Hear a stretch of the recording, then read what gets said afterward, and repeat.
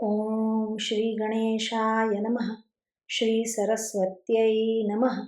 श्रीवेदव्यासाय नमः।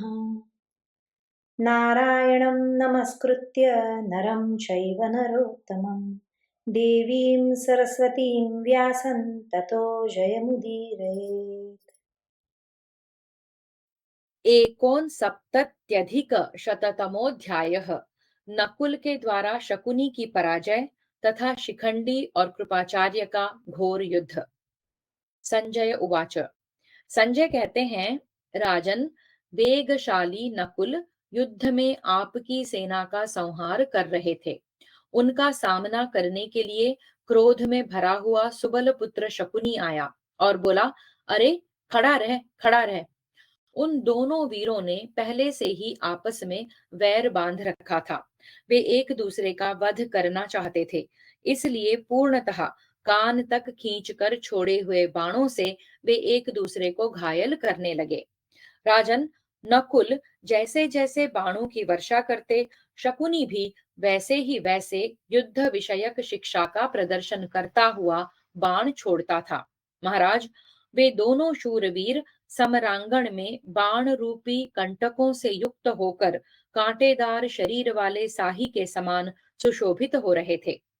सोने के पंख और सीधे अग्रभाग वाले बाणों से उन दोनों के कवच छिन्न भिन्न हो गए थे।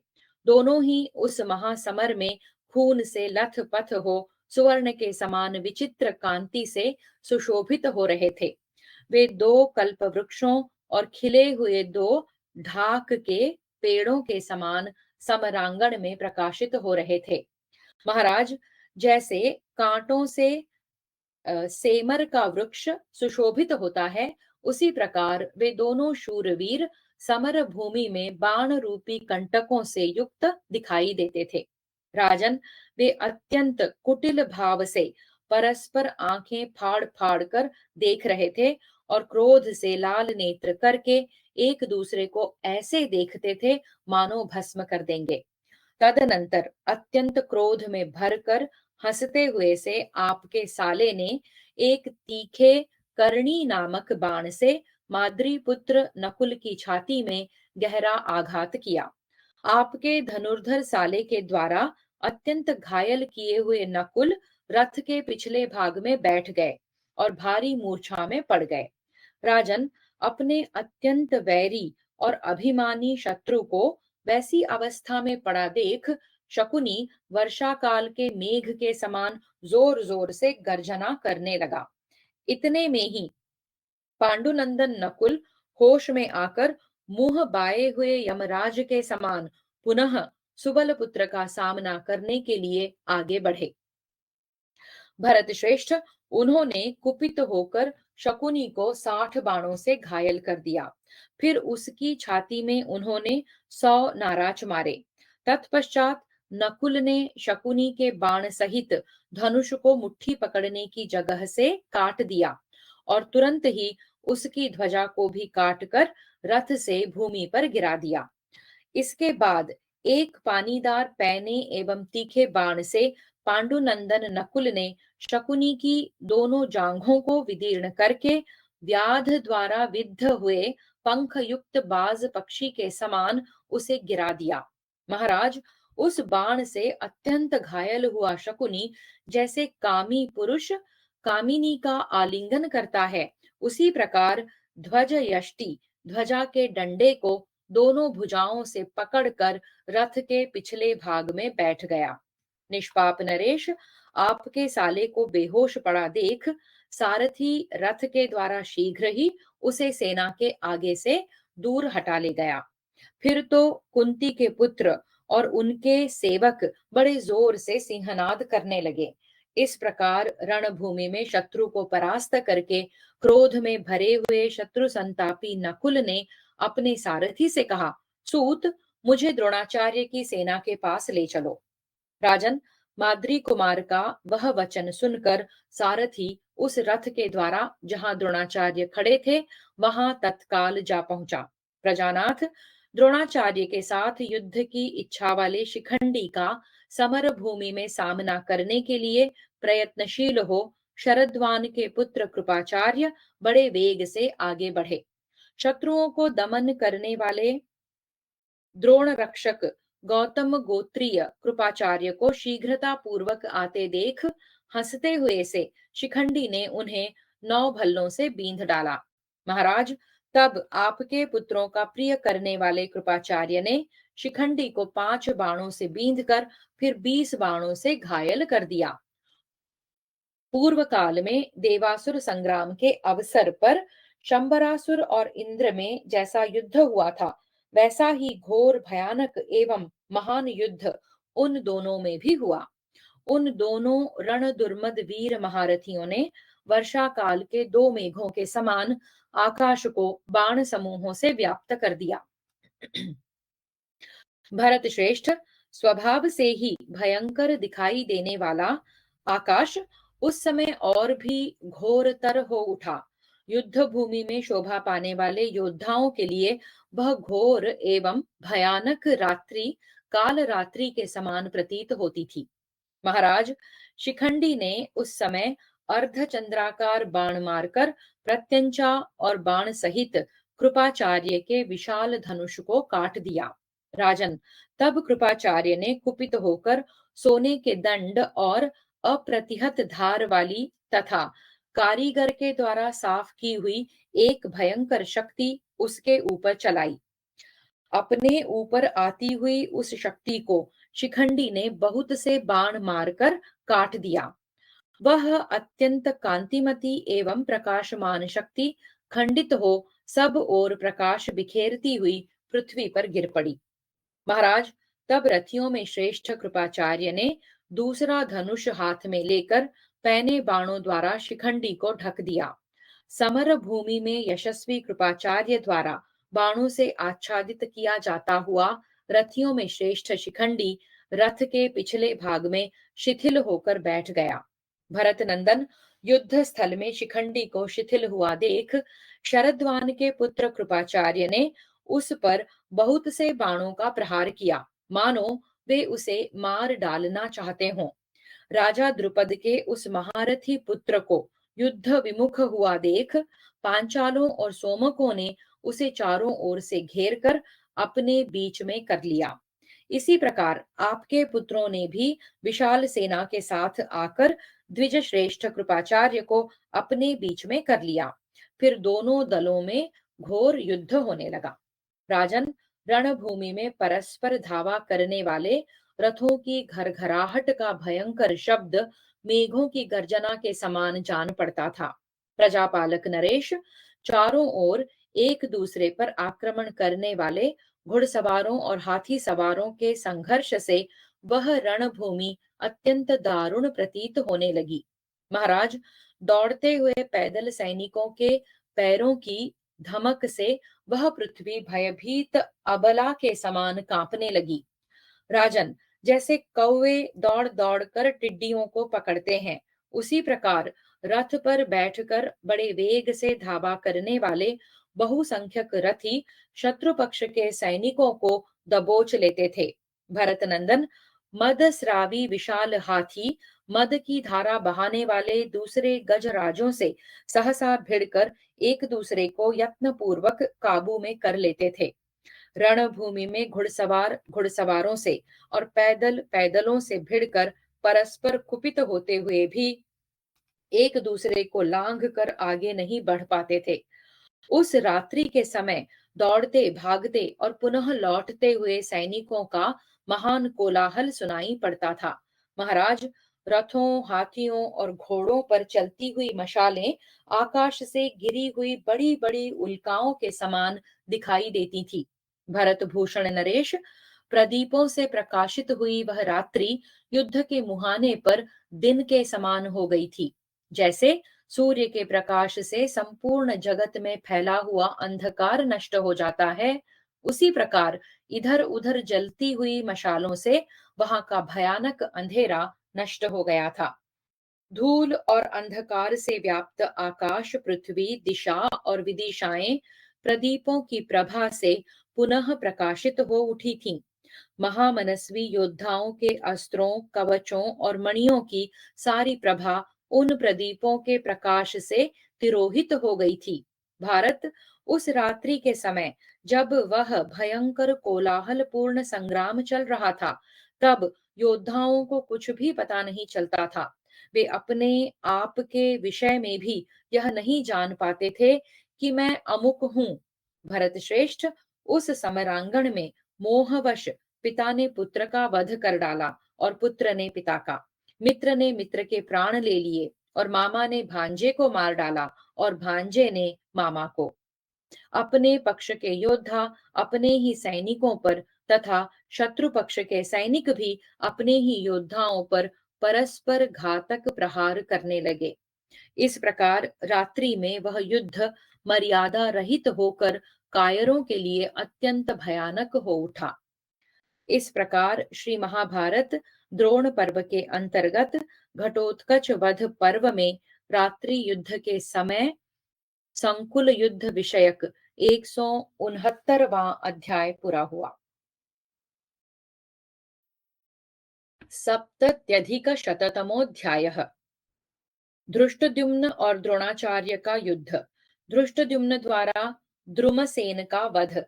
सात्यकी और कर्ण का युद्ध। कर्ण की दुर्योधन को सलाह तथा शकुनी का पांडव सेना पर आक्रमण। संजय उवाच। संजय कहते हैं, महाराज, जिस समय वह भयंकर घमासान युद्ध चल रहा था, उसी समय धृष्टद्युम्न ने द्रोणाचार्य पर चढ़ाई की। उन्होंने अपने श्रेष्ठ धनुष पर बाणों का संधान करके बारंबार उसकी प्रत्यंचा खींचते हुए द्रोणाचार्य के स्वर्ण भूषित रथ पर आक्रमण किया। महाराज, द्रोणाचार्य का अंत करने की इच्छा से आते हुए धृष्टद्युम्न को पांडवों सहित पांचालों ने घेर कर अपने बीच में कर लिया। धृष्टद्युम्न को इस प्रकार रक्षकों से घिरा हुआ देख आपके पुत्र भी सावधान हो युद्ध स्थल में सब ओर से आचार्य प्रवर द्रोण की रक्षा करने लगे। जैसे वायु के वेग से उद्वेलित तथा विक्षुब्ध जल जंतुओं से भरे हुए दो भयंकर समुद्र एक दूसरे से मिल रहे हों, उसी प्रकार उस रात्रि के समय वे सागर सदृश दोनों सेनाएं एक दूसरे से भिड़ गईं। महाराज, उस समय धृष्टद्युम्न ने द्रोणाचार्य की छाती में तुरंत ही 5 बाण मारे और सिंह के समान गर्जना की। भरत नंदन, तब द्रोणाचार्य ने युद्ध स्थल में धृष्टद्युम्न को 25 बाणों से घायल करके एक दूसरे भल्ल के द्वारा उनके घोर टंकार करने वाले धनुष को काट दिया। भरत श्रेष्ठ, द्रोणाचार्य के द्वारा घायल किए हुए धृष्टद्युम्न ने रोष पूर्वक अपने ओठ को दांतों से दबा लिया और उस टूटे हुए धनुष को तुरंत फेंक दिया।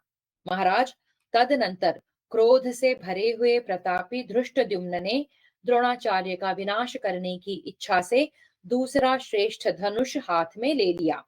फिर शत्रुवीरों का संहार करने वाले उस पांचाल वीर ने उस विचित्र धनुष को कानों तक खींचकर उसके द्वारा द्रोणाचार्य का अंत करने में समर्थ एक भयंकर बाण छोड़ा। उस महासमर में बलवान वीर के द्वारा छोड़ा हुआ वह घोर बाण उदित हुए सूर्य के समान उस सेना को प्रकाशित करने लगा। राजन, समर भूमि में उस भयंकर बाण को देखकर देवता, गंधर्व और मनुष्य सभी कहने लगे कि द्रोणाचार्य का कल्याण हो।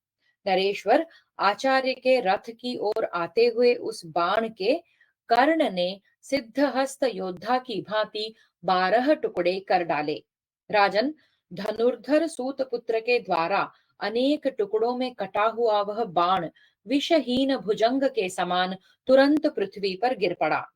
तदनंतर धृष्टद्युम्न को कर्ण ने 10, अश्वत्थामा ने 5 और स्वयं द्रोण ने 7 बाण मारे। फिर शल्य ने 10, दुशासन ने 3, दुर्योधन ने 20, शकुनी ने 5 बाणों से उन्हें घायल कर दिया। राजन, इस प्रकार सभी महारथियों ने बड़ी उतावली के साथ पांचाल राजकुमार पर अपने अपने बाणों का प्रहार किया। उस महासमर में द्रोणाचार्य की रक्षा के लिए 7 वीरों द्वारा घायल किए जाने पर भी धृष्टद्युम्न ने बिना किसी घबराहट के उन सब को 3-3 बाणों से बींध डाला। फिर द्रोणाचार्य, अश्वत्थामा, कर्ण तथा आपके पुत्र दुर्योधन को भी घायल कर दिया। उन धनुर्धर वीर धृष्टद्युम्न के बाणों से क्षत विक्षत हो उन सभी योद्धाओं ने युद्ध स्थल में पुनः उन्हें 5-5 बाणों से शीघ्र ही बींध डाला। प्रत्येक महारथी ने उन पर प्रहार किया था। राजन, उस समय द्रुमसेन ने अत्यंत कुपित होकर एक बाण से धृष्टद्युम्न को बींध डाला। फिर तुरंत ही अन्य 3 बाणों से उन्हें घायल करके कहा, अरे खड़ा रह, खड़ा रह। तब धृष्टद्युम्न ने रणभूमि में सोने के पंख वाले शिला पर स्वच्छ किए हुए 3 तीखे एवं प्राणांतकारी बाणों द्वारा द्रुमसेन को घायल कर दिया। फिर दूसरे भल्ल द्वारा उन पराक्रमी वीर ने द्रुमसेन के सुवर्ण निर्मित कांतिमान कुंडलों द्वारा मंडित मस्तक को धड़ से काट गिराया। रणभूमि में उस मस्तक ने अपने ओठों को दांतों से दबा रखा था। वह आंधी के द्वारा गिराए हुए पके ताल फल के समान पृथ्वी पर गिर पड़ा। तत्पश्चात वीर धृष्टद्युम्न ने अत्यंत तीखे बाणों द्वारा उन सभी योद्धाओं को पुनः घायल करके विचित्र युद्ध करने वाले राधापुत्र कर्ण के धनुष को भल्लों से काट डाला। जैसे सिंह की पूंछ काट लेना अत्यंत भयंकर कर्म है, उसे कोई महान सिंह नहीं सह सकता। इसी प्रकार कर्ण अपने धनुष का काटा जाना सहन न कर सका। क्रोध से उसकी आंखें लाल हो रही थी। वह दूसरा धनुष हाथ में लेकर लंबी सांस खींचता हुआ महाबली धृष्टद्युम्न की ओर दौड़ा और उन पर बाण समूहों की वर्षा करने लगा। कर्ण को क्रोध में भरा हुआ देख उन छहों श्रेष्ठ रथी वीरों ने पांचाल राजकुमार धृष्टद्युम्न को मार डालने की इच्छा से तुरंत ही घेर लिया। ये 6 हैं: दुर्योधन, दुशासन, द्रोण, कर्ण, शल्य और शकुनी। ये ही 6 श्रेष्ठ रथी यहाँ ग्रहण किए गए हैं। आपकी सेना के इन 6 प्रमुख वीर योद्धाओं के सामने खड़े हुए धृष्टद्युम्न को हम लोग मृत्यु के मुख में पड़ा हुआ ही मानने लगे। इसी समय दशार्ह कुलभूषण सात्यकी बाणों की वर्षा करते हुए वहां पराक्रमी धृष्टद्युम्न के पास आ पहुंचे। वहां आते हुए महाधनुर्धर युद्ध दुर्मद सात्यकी को राधापुत्र कर्ण ने सीधे जाने वाले 10 बाणों से बींध डाला। महाराज, तब सात्यकी ने भी समस्त वीरों के देखते देखते कर्ण को 10 बाणों से घायल कर दिया और कहा, खड़े रहो, भाग न जाना। राजन, उस समय बलवान सात्यकी और महामनस्वी कर्ण का वह संग्राम राजा बलि और इंद्र के युद्ध सा प्रतीत होता था। अपने रथ की घरघराहट से क्षत्रियों को भयभीत करते हुए क्षत्रिय शिरोमणि सात्यकी ने कमल लोचन कर्ण को अच्छी तरह घायल कर दिया। महाराज, बलवान सूतपुत्र कर्ण भी अपने धनुष की टंकार से पृथ्वी को कंपित करता हुआ सा सात्यकी के साथ युद्ध करने लगा। कर्ण ने शिनी पौत्र सात्यकी को विपाठ, करणी, नाराज, वत्सदंत, क्षुर तथा सैकड़ों बाणों से क्षत विक्षत कर दिया। इसी प्रकार रणभूमि में वृष्णि वंश के श्रेष्ठ वीर सात्यकी भी युद्ध तत्पर हो कर्ण पर बाणों की वर्षा करने लगे। उन दोनों का वह युद्ध समान रूप से चलने लगा।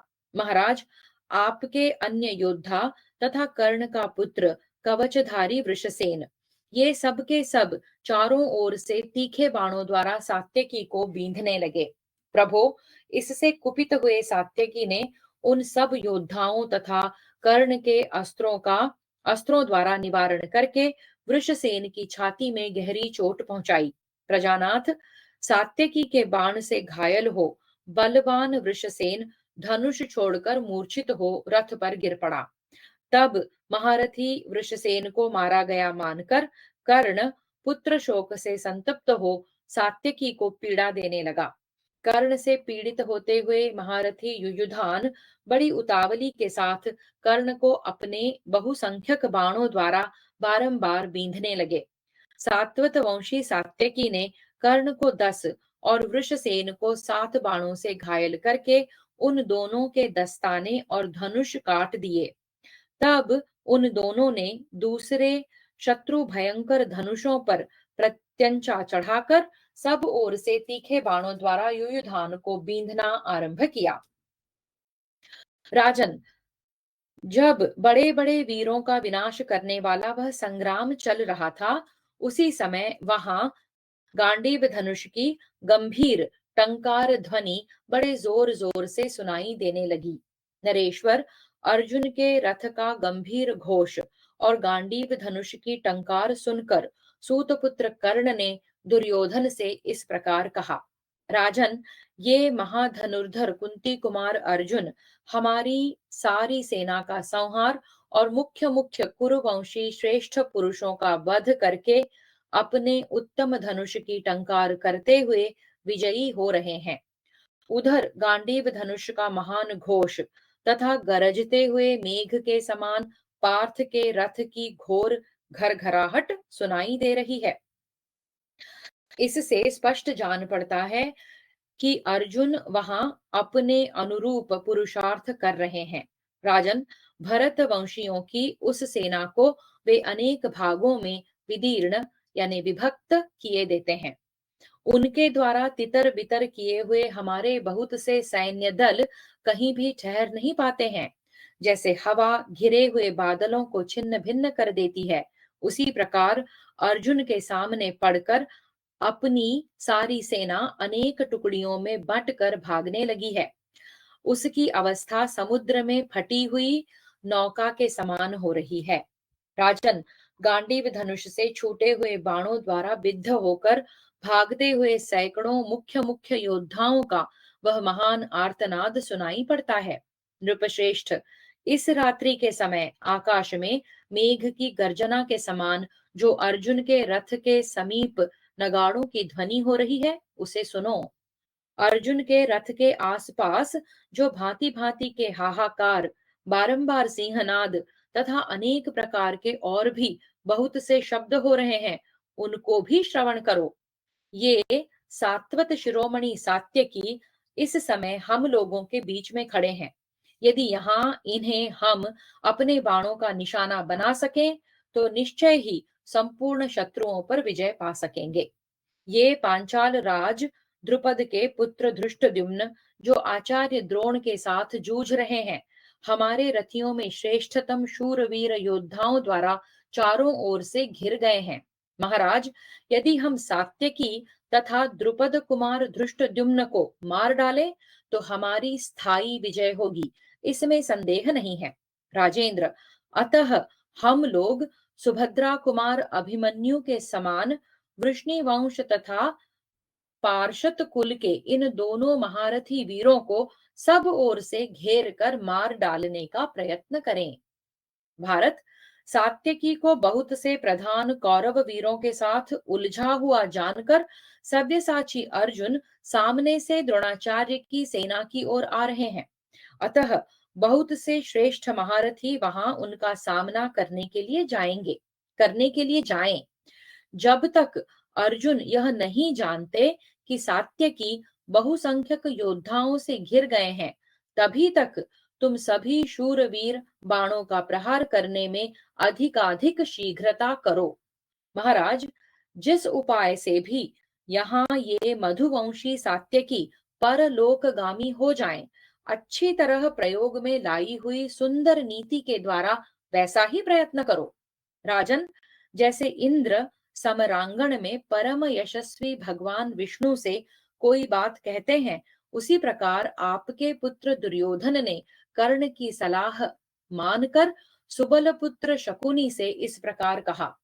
मामा, तुम युद्ध से पीछे न हटने वाले 10,000 हाथियों और उतने ही रथों के साथ तुरंत ही अर्जुन का सामना करने के लिए जाओ। दुशासन, दुर्विशह, सुबाहु, दुष्प्रदर्शन, ये महारथी बहुत से पैदल सैनिकों को साथ लेकर तुम्हारे पीछे पीछे जाएंगे। मेरे महाबाहु मामा, तुम श्री कृष्ण, अर्जुन, धर्मराज, युधिष्ठिर, नकुल, सहदेव तथा भीमसेन को भी मार डालो। मामा, जैसे देवताओं की आशा देवराज इंद्र पर लगी रहती है, उसी प्रकार मेरी विजय की आशा तुम पर अवलंबित है। जैसे अग्नि कुमार स्कंद ने असुरों का संहार किया था, उसी प्रकार तुम भी कुंती कुमारों का वध करो। प्रभो, आपके पुत्र दुर्योधन के ऐसा कहने पर शकुनी विशाल सेना और अपने अन्य पुत्रों के साथ कुंती कुमारों का सामना करने के लिए गया। वह आपके पुत्रों का प्रिय करने के लिए पांडवों को भस्म कर देना चाहता था। फिर तो आपके योद्धाओं का शत्रुओं के साथ घोर युद्ध आरंभ हो गया। राजन, जब शकुनी पांडव सेना की ओर चला गया, तब विशाल सेना के साथ सूतपुत्र कर्ण ने युद्ध स्थल में कई सौ बाणों की वर्षा करते हुए तुरंत ही सात्यकी पर आक्रमण किया। इसी प्रकार अन्य सब राजाओं ने भी सात्यकी को घेर लिया। भारत तदनंतर द्रोणाचार्य ने धृष्टद्युम्न के रथ पर आक्रमण किया। उस रात्रि के समय वीर धृष्टद्युम्न और पांचालों के साथ द्रोणाचार्य का महान एवं अद्भुत युद्ध हुआ। इस प्रकार श्री महाभारत द्रोण पर्व के अंतर्गत घटोत्कच वध पर्व में रात्रि युद्ध के अवसर पर संकुल युद्ध विषयक 170वां अध्याय पूरा हुआ।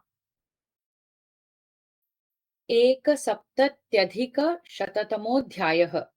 सात्यकी से दुर्योधन की, अर्जुन से शकुनी और उलूक की तथा धृष्टद्युम्न से कौरव सेना की पराजय। संजय उवाच। संजय कहते हैं, राजन, तत्पश्चात वे समस्त रण दुर्मद योद्धा बड़ी उतावली के साथ अमर्ष और क्रोध में भरकर युयुधान के रथ की ओर दौड़े।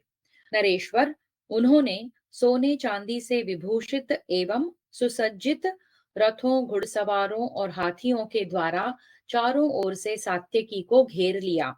इस प्रकार सब ओर से सात्यकी को कोष्ठबद्ध सा करके वे महारथी योद्धा सिंहनाद करने और उन्हें डांट बताने लगे। इतना ही नहीं, मधुवंशी सात्यकी का वध करने की इच्छा से उतावले हो वे महावीर सैनिक उन सत्य पराक्रमी सात्यकी पर तीखे बाणों की वर्षा करने लगे। तब शत्रुवीरों का संहार करने वाले महाबाहु शिनी पौत्र सात्यकी ने उन लोगों को अपने पर धावा करते देख स्वयं भी तुरंत ही बहुत से बाणों का प्रहार करते हुए उनका स्वागत किया। वहां महाधनुर्धर रण दुर्मद वीर सात्यकी ने झुकी हुई गांठ वाले भयंकर बाणों द्वारा बहुतेरे शत्रु योद्धाओं के मस्तक काट डाले। उन मधुवंशी वीर ने आपकी सेना के हाथियों के शुंड दंडों, घोड़ों की गर्दनों तथा योद्धाओं की आयुधों सहित भुजाओं को भी क्षुरप्रों द्वारा काट डाला। भरत नंदन, प्रभो, वहां गिरे हुए चामरों और श्वेत छत्रों से भरी हुई भूमि नक्षत्रों से युक्त आकाश के समान जान पड़ती थी।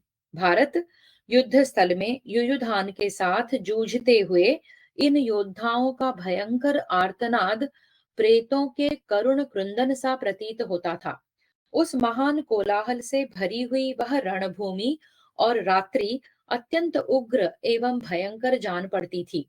राजन, युयुधान के बाणों से आहत हुई अपनी सेना में भगदड़ पड़ी देख और उस रोमांचकारी निशीथ काल में वह महान कोलाहल सुनकर रथियों में श्रेष्ठ आपके पुत्र दुर्योधन ने अपने सारथी से बारंबार कहा, जहां यह कोलाहल हो रहा है वहां मेरे घोड़ों को हाँक ले चलो। उसका आदेश पाकर सारथी ने उन श्रेष्ठ घोड़ों को सात्यकी के रथ की ओर हाँक दिया। तदनंतर दृढ़ धनुर्धर, श्रम विजयी, शीघ्रता पूर्वक हाथ चलाने वाले और विचित्र रीति से युद्ध करने वाले दुर्योधन ने क्रोध में भरकर सात्यकी पर धावा किया। तब मधुवंशी युयुधान ने धनुष को पूर्णतः खींचकर छोड़े गए 12 रक्त भोजी बाणों द्वारा दुर्योधन को घायल कर दिया। सात्यकी ने जब पहले ही अपने बाणों से दुर्योधन को पीड़ित कर दिया, तब उसने भी अमर्ष में भरकर उन्हें 10 बाण मारे। भरत श्रेष्ठ, तदनंतर समस्त पांचालों और भरत वंशियों का वहां भयंकर युद्ध होने लगा। भारत रणभूमि में कुपित हुए सात्यकी ने आपके महारथी पुत्र की छाती में 80 सायकों द्वारा प्रहार किया। फिर समरांगण में अपने बाणों द्वारा घायल करके उसके घोड़ों को यमलोक पहुंचा दिया और एक पंख युक्त बाण से मारकर उसके सारथी को भी तुरंत ही रथ से नीचे गिरा दिया। प्रजानाथ, तब आपका पुत्र उस अश्वहीन रथ पर खड़ा हो सात्यकी के रथ की ओर पैने बाण छोड़ने लगा। राजन, परंतु आपके पुत्र द्वारा छोड़े गए 50 बाणों को समरांगण में सात्यकी ने एक सिद्धहस्त योद्धा की भांति काट डाला।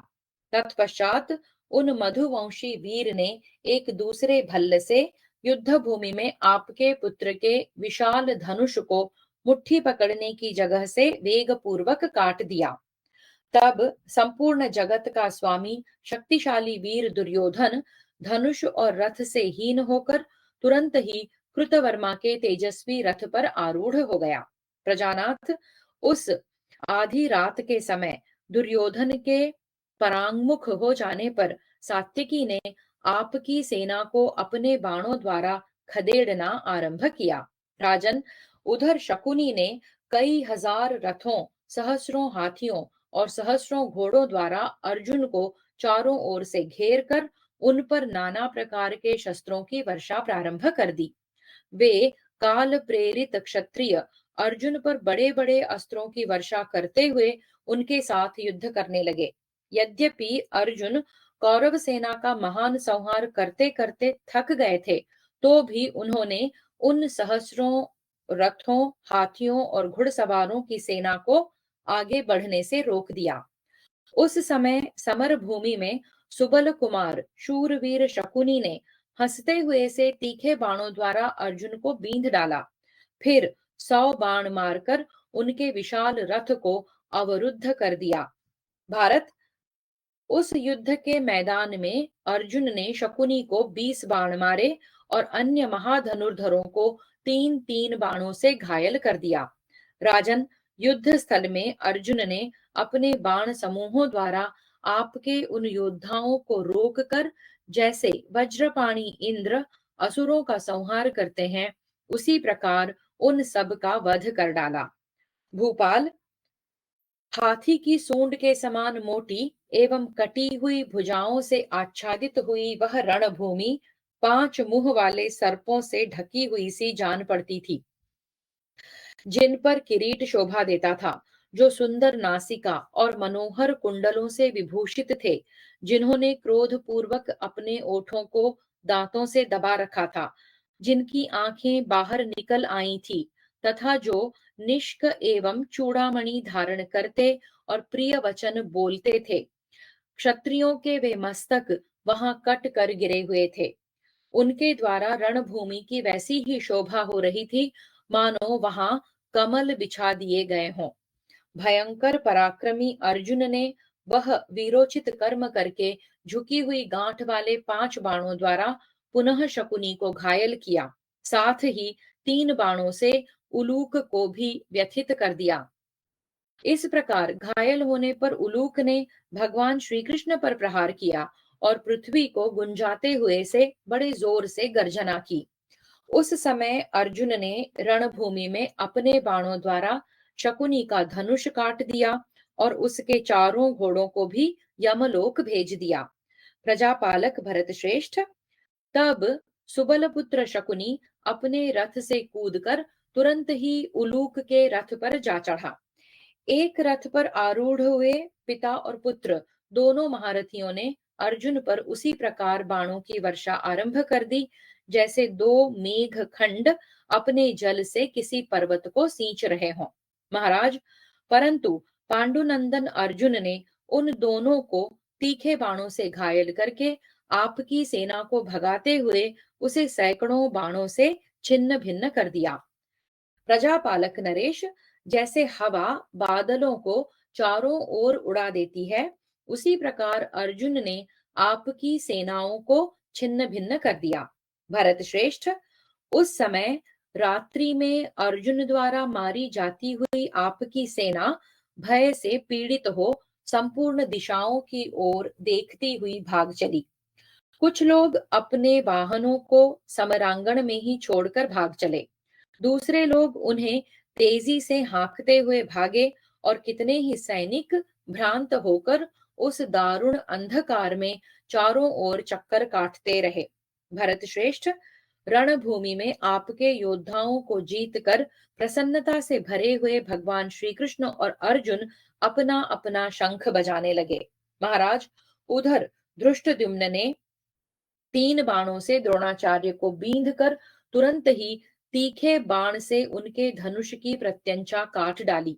तब क्षत्रिय मर्दन शूरवीर द्रोणाचार्य ने उस धनुष को भूमि पर रखकर दूसरा अत्यंत प्रबल और वेगशाली धनुष हाथ में लिया।